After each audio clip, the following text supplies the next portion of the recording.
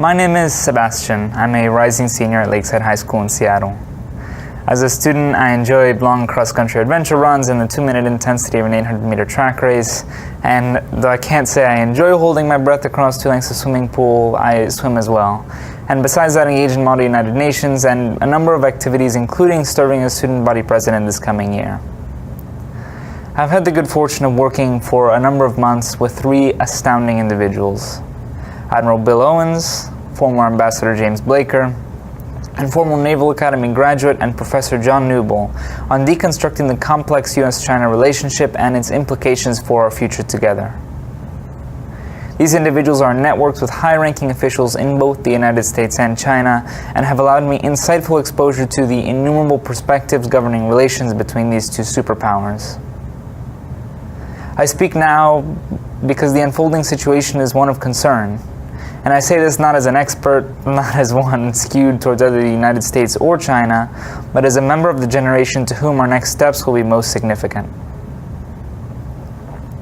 We can no longer measure and value ourselves based on a standing as world number 1. The times are sadly changing.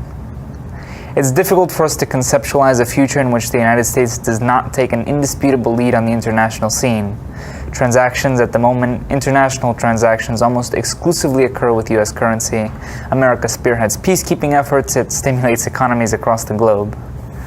We make mistakes, to be sure, but underlying it all is a fundamental belief in America as a nation and power that can back or coerce all others, for better or for worse. We now must realize that perspective is unrealistic. Whether or not China surpasses us in the next 20 years, and I do believe it will, it's key that we recognize their growth not as a threat, but as an opportunity. An opportunity for joint peacekeeping, for research and technological innovations in artificial intelligence, in space travel, and in other areas that can benefit us all.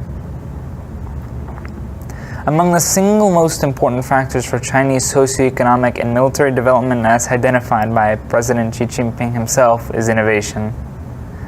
In his words at the May 2016 National Science and Technology Innovation Conference, "If science and technology flourish, the nation will flourish. If science and technology are strong, the country will be strong." Research collaboration between the United States and China can prove mutually advantageous and reinforce political relations.